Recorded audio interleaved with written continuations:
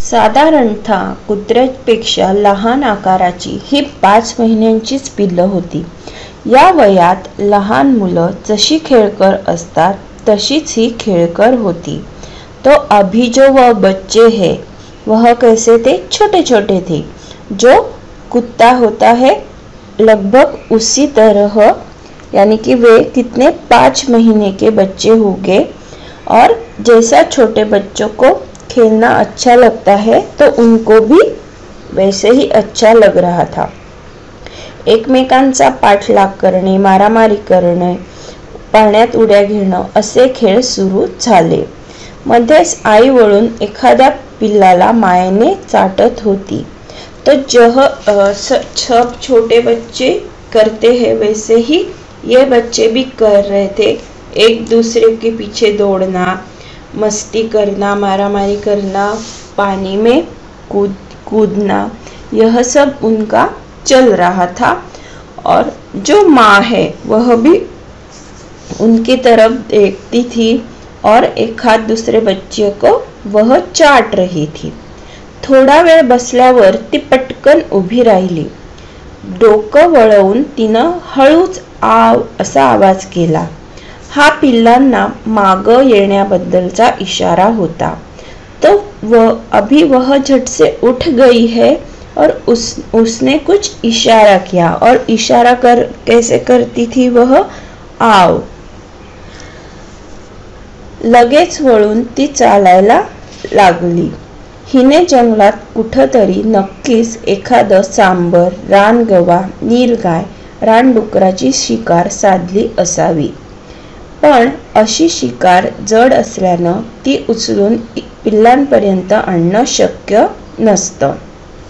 तो जरूर ही उसने रात में सांबर, रानगवा या नीलगाय ऐसे कुछ प्राणियों का शिकार किया होगा और वह सब इधर तक ले आना उसके लिए बहुत ही कठिन काम था। इसलिए वह अपने बच्चों को उस तरफ लेके जा रही थी। त्यामुळं पिल्लांजवळ येऊन घटकाभर पाण्यात बसून तिनं विश्रांती घेतली होती आणि आता ती पिल्लांना त्या शिकारीकडे घेऊन जात होती।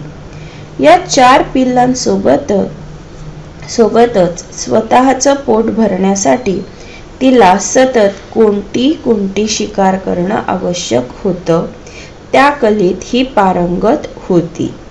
तो अभी बच्चों का पेट पालना है, इसके लिए उसे शिकार करना जरूरी है और इस कला में वह पारंगत होती, यानी कि निपुण थी। और बच्चों का पेट पालने के लिए उसे किसी न किसी तरह शिकार करते रहना जरूरी था। वाघिणीनं नाला पार करून बांबूच्या गंजीत पाय ठेवला। आता शिरण्याआधी तिनं वळून पिल्लं सोबत येत आहेत की नाही हे पाहून घेतलं। 2 पिल्लं तिच्या मागोमाग निघाली, पण दोघांना अद्याप भान नव्हतं। तो अभी जो है वह आगे बढ़ते जा रही थी और उसने देखा कि सब मेरे बच्चे मेरे साथ आए या नहीं, इसलिए वह पीछे मुड़ के देखा। लेकिन जो 2 बच्चे थे वह अपनी मस्ती में ही धुंद थे। ती पाण्यातच एकमेकांशी खेळण्यात दंगली होती।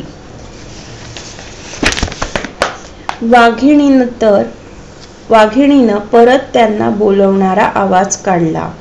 आईच्या या आवाजाबरोबर दोन्ही पिल्लांनी आपला खेळ थांबवला आणि पळतच सुटली। 2 मिनिटात पिल्लांना घेऊन वाघीण जंगलात दिसेनाशी झाली। तो अभी जो बच्चे हैं माँ की आवाज सुन के वे भी उनके पीछे दौड़ पड़े कि जैसे आज्ञाकारी बच्चे होते उसी तरह यह बच्चे भी उनके पीछे दौड़ पड़े। और देखते देखते 2 मिनट में वह बाघ जो है और उनके बच्चे सब नजरे आड़ झाले, यानी कि वह जंगल में गुम हो गए। आज मी वाघिणीतल्या आईची एक वेगळीच झलक बघितली होती। माझ्या व्याघ्र अनुभवात मोलाची भर टाकणारा हा अनुभव होता। तो अभी मैं जो हूँ, तो मुझे भी क्या हुआ है, यह पता चला है कि जो एक शेर होता है, बाघिन होती है, उसके अंदर भी माँ छिपी हुई होती है। इसका दर्शन आज मुझे हो गया और मेरा जो सपना था कि मुझे सामने से देखना था, वह भी पूरा हो गया है।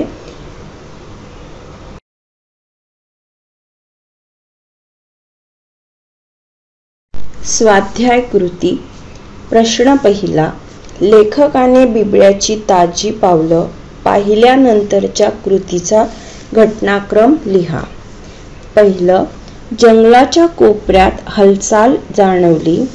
दुसरं, लेखकाने सगळ्यांना हातानेच थांबायची खूण केली। 3, दुर्बीण डोळ्यांना लावल्यावर ती हालचाल स्पष्ट झाली। 4, तिथं तेंदूच्या झाडाखाली बांबूमध्ये बिबळा बसला होता। 5, बिबळ्याचा रंग आसपासच्या परिसराशी एवढा मिसळून गेला होता की त्याची शेपूट जर हलली नसती तर तो लेखकाला मुळीच दिसला नसता। 6, त्याची पाठ लेखकाकडे होती, त्यामुळं त्याने अद्याप त्यांना पाहिले नव्हते। 7, वनरक्षकाचा पाय काटकीवर पडला। प्रश्न दुसरा, कारणे लिहा। वाघिणीने मंदपणे गुरगुर करून नापसंती व्यक्त केली, कारण वाघिणीचे पिल्लू तिच्या पाठीवरून घसरले व पाण्यात पडल्यामुळे वाघिणीच्या तोंडावर पाणी उडले। 2, वाघीण पिल्लांच्या सुरक्षेबद्दल दक्ष होती, कारण वाघांच्या पिल्लांना इतर भक्षकांपासून धोका असतो। प्रश्न तिसरा, विशेष्य आणि विशेषण यांच्या जोड्या लावा। तिखट कान, खेळकर पिल्ल, वाळक्या काटक्या, दाट जंगल, अनामिक दडपण। प्रश्न चौथा, स्वमत। यह जो है यह होमवर्क है और इसका आंसर आप लिखने वाले हो।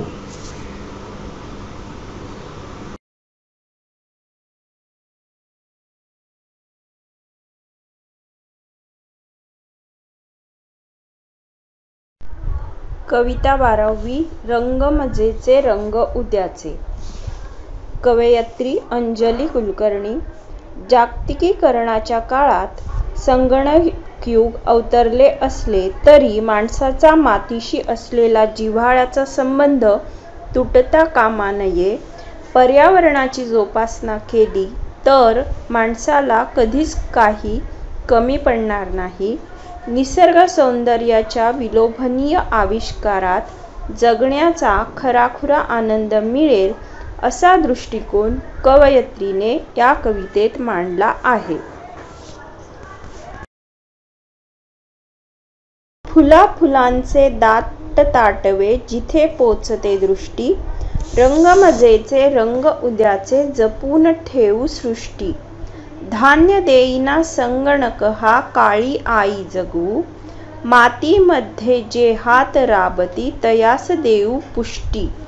रंगमजेचे रंग उद्याचे, उधळू फेकू बिया डोंगरी, रुजतील देशी झाडे, गच्च माजतील राने होईल आभाळातून वृष्टी। रंगमजेचे रंग उद्याचे, डोंगरातून वाहात येते खळाळते हे पाणी, फेन धवलशा तुषारांमध्ये राहाल कैसे कष्टी। रंगमजेचे रंग उद्याचे, मिळेल पैसा मिळेल दौलत यंत्राच्या संगती, आभाळाच्या छत्राखाली एक अनोखी तुष्टी। रंगमजेचे रंग उद्याचे, हिरवी हिरवी मने भोवती किती छटा हिरव्याच्या, गर्भ रेशमी सळसळण्याच्या जगास सांगू गोष्टी, रंगमजेचे रंग उद्याचे, फुला फुलांचे दाट ताटवे जिथे पोचते दृष्टी, रंगमजेचे रंग उद्याचे जपून ठेवू सृष्टी. दाट गर्द किंवा गच्च, ताटवे म्हणजे गुच्छ, दृष्टी म्हणजे नजर आणि सृष्टी म्हणजे निसर्ग. तर कवयित्री काय म्हणत आहे? निसर्ग हा खरा जादूगार आहे. त्याच्या जादूने दुनियेमध्ये रंगागंधांचे साम्राज्य पसरले आहे. आभाळाची दुलई, पाण्याची आणि वाऱ्याची अंगाई ऐकत धरतीच्या निळाई मांडीवर फुलाफुलांचेच म्हणजेच अनेक रंगांच्या फुलांचे बाग बगीचे आपण फुलवूया. आणि हे बाग फक्त एका ठिकाणी फुलवायचे नाही, तर कवयित्रीच्या मते जिथे जिथे नजर पोचते तेथे तेथे उद्याच्या भविष्याचे रंग, उद्याच्या मजेचे रंग आपण फुलवूया. म्हणजेच निसर्गाच्या रंगात आणि निसर्गाच्या सानिध्यात राहून जो आनंद, जी मजा मिळणार आहे, अशी एक सृष्टी आपण उद्याच्या भविष्यासाठी जपून ठेवूया. तो कवयित्री क्या कह रही है कि हमें जो है, हमें भविष्य के लिए यानी कि जो फ्यूचर है उसके लिए हमारी जो धरती है, हमारा जो निसर्ग है उसे बचाकर रखना है. और हमारा ये जो हमारी यह जो धरती है वह कैसी है? एक जादूगर के जैसी कि जिसमें है आभाळाची दुलई, यानी कि जो आभाळ है मानो कि एक दुलई है, जो पानी है वह मानो एक गीत गा रहा है, और जिधर भी हम देखें तो क्या है? फूल ही फूल है. इसलिए हमें अपनी धरती को बचाना है कि जिससे उसके जो रंग है वह आने वाली पीढ़ी देख सके, यानी कि जो भविष्य है उनके लिए, फ्यूचर के जो लोग हैं तो उनके लिए हमें हमारी धरती को बचाकर रखना है. धान्य देईना संगणक हा काळी आई रुजवू, मातीमध्ये जे हात राबती तयास देऊ पुष्टी, तयास त्यांना पुष्टी दुजोरा. कवयित्री म्हणते, आजचे युग कितीही आधुनिक झाले, तंत्रज्ञान विकसित झाले, तरी निसर्गच तुमचा खरा मित्र आहे. तो तुमचा पालन पोषण करता आहे. कारण तंत्रज्ञानाच्या विकासामुळे संगणकाची निर्मिती झाली, पण हा संगणक तुम्हाला धान्य देऊन तुमचे पोषण करू शकत नाही.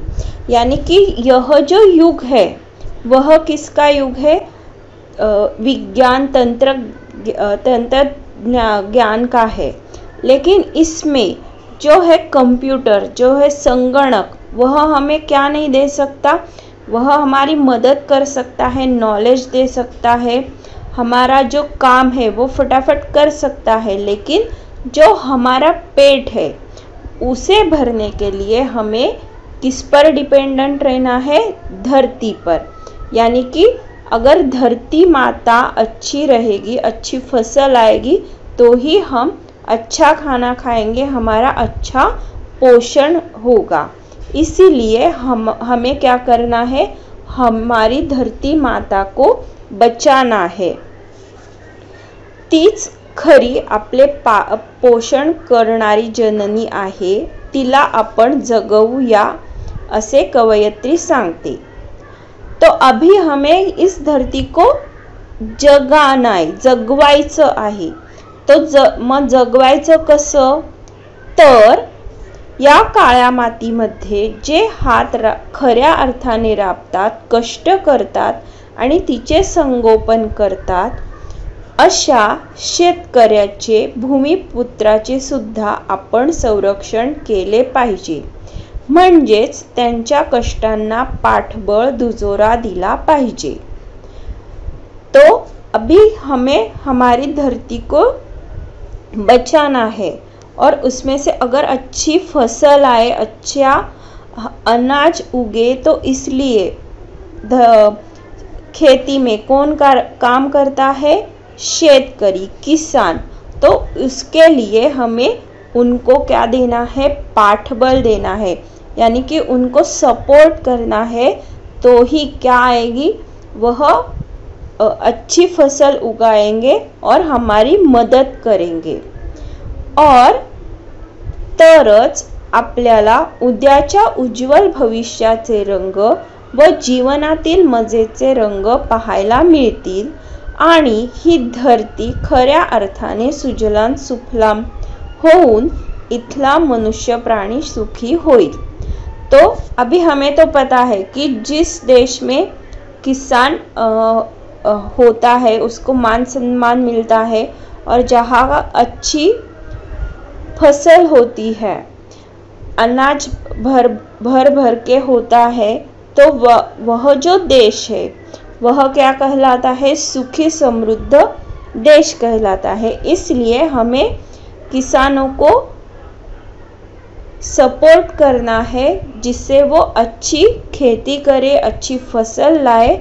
और अगर अच्छी फसल आएगी तो इस धरती के जो मनुष्य है, प्राणी है, वह भी सुखी होगे, हैप्पी होगे.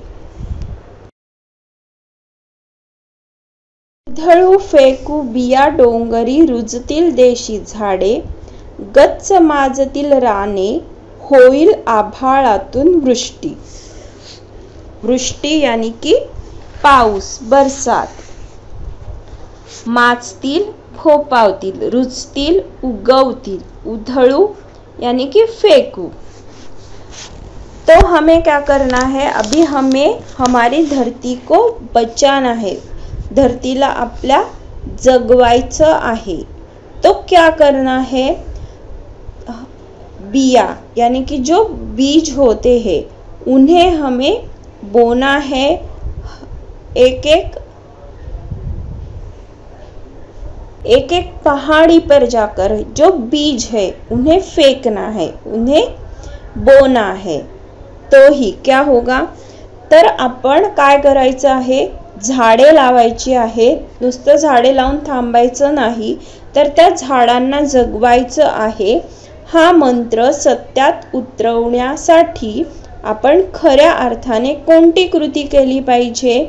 हे सांगताना कवयित्री म्हणते, आपण आपल्या देशामध्ये पिकणारी, उगवणारी जी फळे, फुले आहेत, ज्या बिया आहेत, त्या आपण डोंगरावर, पर्वतावर उधळूया. म्हणजे डोंगरावर त्या रुजतील आणि देशी झाडांनी आपली जंगले परत गच्च भरून जातील. तो हमें क्या करना है? इस धरती को बचाना है, अपनी धरती माँ को बचाना है. तो इसलिए हमें क्या करना है? ज़्यादा से ज़्यादा पेड़ उगाने हैं और इसके लिए जो फल है, फूल है, उनके जो बीज होते हैं तो वो पर्वतों पे जाकर, पहाड़ियों में जाकर हमें फेंकने हैं और वहाँ पे जो पौधे आएंगे उनको बड़ा करना है. तो ही क्या होगा? हर जगह हरियाली होगी, जंगल होगा.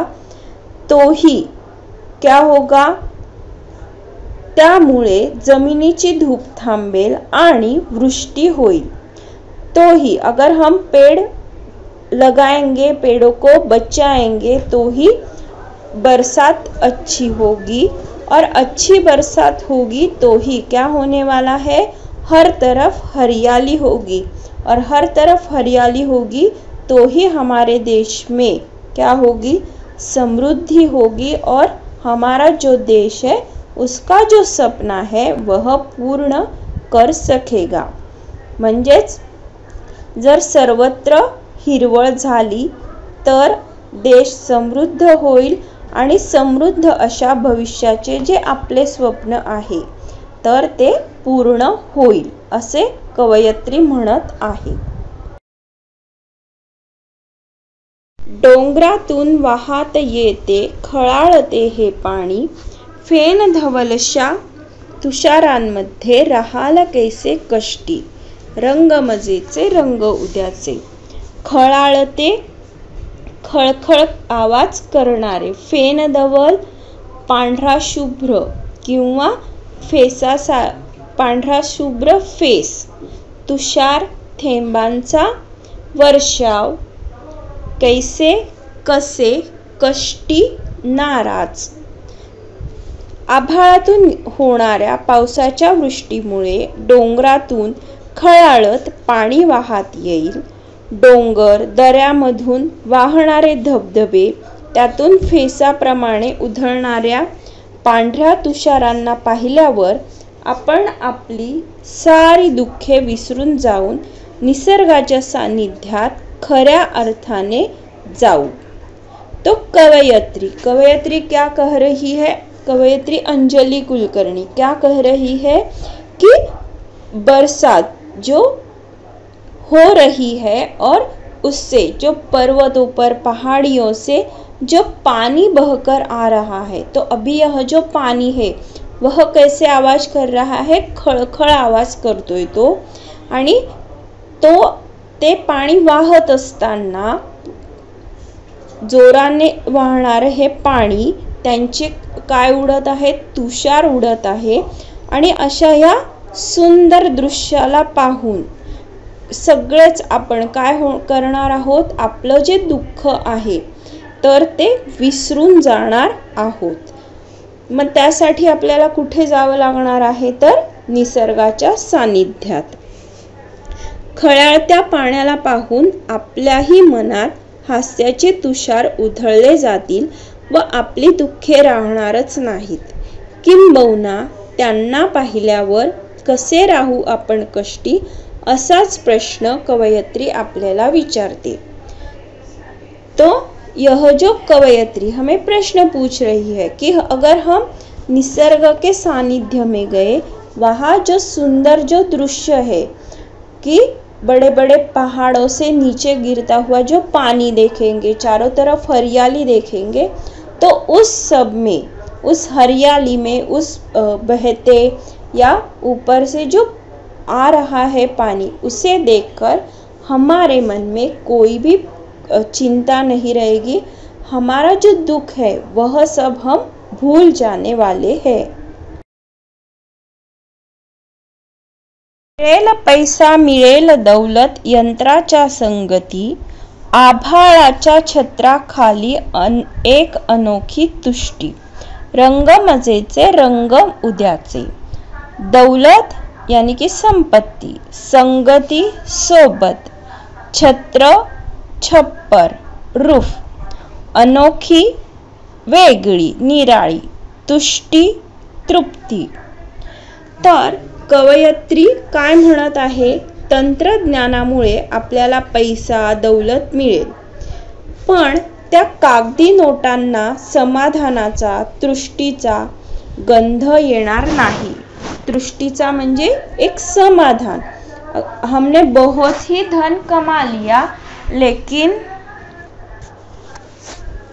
तो तंत्र ज्ञान जो है वह हमें पैसा दे सकता है, दौलत दे सकता है, लेकिन अगर हमें जो समाधान है तो वह कहाँ मिलने वाला है? तो निसर्ग के सानिध्य में। इसलिए हमें क्या करना है? जो निसर्ग है उसका ध्यान रखना है। तो कवयित्री काय म्हणते? तंत्रज्ञानामुळे आपल्याला पैसा दौलत मिळेल, पण त्या कागदी नोटांना समाधानाचा तुष्टीचा गंध येणार नाही। त्यातून स्पर्धा अवहेलना वाढेल, दुसऱ्याचे दुःख जाणून घेण्याची मनाची दौलत तिथे नसेल.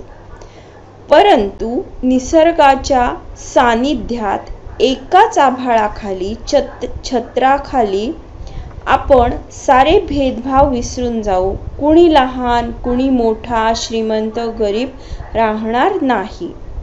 तो हमारे पास धन दौलत है, लेकिन जब हम निसर्ग के सानिध्य में जाए तो क्या भूल जाएंगे, जो हमारे अंदर जो भेदभाव है, यानी कि गरीब श्रीमंत ये सब जो मतभेद है वो सब दूर हो जाएंगे और हम सब क्या है, इस निसर्ग की ही संतान है, यह हम याद रखेंगे. और हमारे पालन करती कौन है, तर काली आई, काली माती, वही हमारी क्या है, पालन करती है. और वही हमें क्या देने वाली है, खरी तुष्टता, यानी कि जो समाधान है वही हमें देने वाली है. इसलिए हमें क्या करना है, जो हमारा निसर्ग है तो उसका ध्यान रखना है. हिरवी हिरवी मने भोवती, किती छटा हिरव्याच्या, गर्भ रेशमी सळसळण्याच्या, जगास सांगू गोष्टी, रंग मजेचे रंग उद्याचे. या निळ्या आभाळाच्या छत्राखाली निसर्गाच्या सानिध्यात साऱ्यांची मने हिरवी होतील, आनंदी होतील, नवीन विचारांनी सुख समाधानाने भरून जातील आणि या आनंदाच्या विविध छटा आपल्याला आपल्या अवतीभोवती पाहता येतील. अगर हम निसर्ग के सानिध्य में जाए, निसर्ग में सैर करने जाए, यानी कि जंगल की सैर करने जाए, तो हमारा जो मन है वह क्या होने वाला है, एकदम फ्रेश होने वाला है, यानी कि हम एकदम फ्रेश फील करने वाले हैं. और उनकी क्या देखने वाले हैं, अनेक छटा, किती छटा हिरव्याच्या, यानी कि उसकी विविध छटाएं, यानी कि रंग हम देखने वाले हैं. पर्यावरणाच्या रक्षणासाठी डोंगरावर उधळलेल्या बियांमुळे झाडे निर्माण होतील, घनदाट जंगले निर्माण होतील व त्यामुळे भरपूर वृष्टी होईल. त्यामुळे सर्वत्र उगवलेल्या गवताची रेशमासारखी नाजूक मऊ पाती डोलतील. तो हमने क्या किया था, जो बीज इस पहाड़ियों में फेंके थे, तो उससे जंगल उगने वाला है, चारों ओर हरियाली होने वाली है. और वह जो तो हमने जो बीज बोए हैं उससे क्या होने वाला है, हर तरफ हरियाली होने वाली है. और जो घास है वह खुशी से क्या होने वाली है, मस्त मजेत ते गवत डोलणार आहे. निसर्ग सौंदर्यामुळे जगण्याचा खराखुरा आनंदही मिळेल आणि आपली मनेही हिरवी हिरवी अर्थात प्रसन्न होगी. तो हमने जो बीज बोए हैं उससे चारों ओर हरियाली होने वाली है. और इन सब को देख के हमारा जो मन है वह भी प्रसन्न होने वाला है. और हम क्या देने वाले हैं, पूरे विश्व को. आपण सर्व जगाला या हिरवाईचा आनंद सांगूया. सगळ्या जगाला आनंदी करत आपण उद्याच्या भविष्याचे आनंदाचे रंग जपून या सृष्टीलाही जपून ठेवूया. तो हमें इस हरियाली से क्या फैलाना है, चारों ओर खुशी फैलानी है. और भविष्य के लिए इस सृष्टि को बचा के रखना है, इस निसर्ग को बचा के रखना है. स्वाध्याय कृती रंग मजेचे रंग उद्याचे. प्रश्न पहिला, कवितेच्या आधारे पाऊस पडण्याच्या चक्राचा ओघ तक्ता तयार करा. डोंगरावर बिया उधळणे, बिया रुजून झाडे वाढणे, घनदाट राने होणे, घनदाट वृक्षांमुळे पाऊस पडणे, पावसामुळे पुन्हा झाडे वाढणे, ढगांचे आगमन, पावसाचा वर्षाव. प्रश्न दुसरा. कृती पूर्ण करा. काळी आई जगवण्यासाठी अपेक्षित कार्य. 1. मातीत राबणाऱ्यांना पुष्टी देऊ. 2. डोंगरावर बिया उधळू. 3. निसर्ग वाचवू. प्रश्न तिसरा. चौकटी पूर्ण करा. 1. जेथे दृष्टी पोहोचते असे ठिकाण ताटवे. 2. कवयित्रीच्या मते जपायची गोष्ट सृष्टी. प्रश्न चौथा. कवितेत आलेल्या खालील संकल्पना स्पष्ट करा. 1. आभाळाचे छत्र म्हणजेच पाण्याने भरलेल्या ढगांचे आच्छादन. 2. गर्भ रेशमी सळसळ म्हणजे हिरव्या पानांची, हिरव्याशार गवताची वाऱ्यामुळे सळसळ. प्रश्न पाचवा. कृती पूर्ण करा. 1.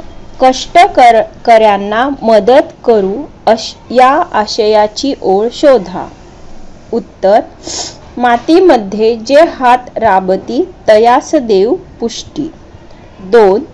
दौलत उत्तर येईल असा प्रश्न तयार करा. यंत्राच्या संगतीने काय मिळणार आहे? प्रश्न तिसरा. कवितेतील यमक अलंकार साधणाऱ्या शब्दांच्या जोड्या शोधा. उत्तर.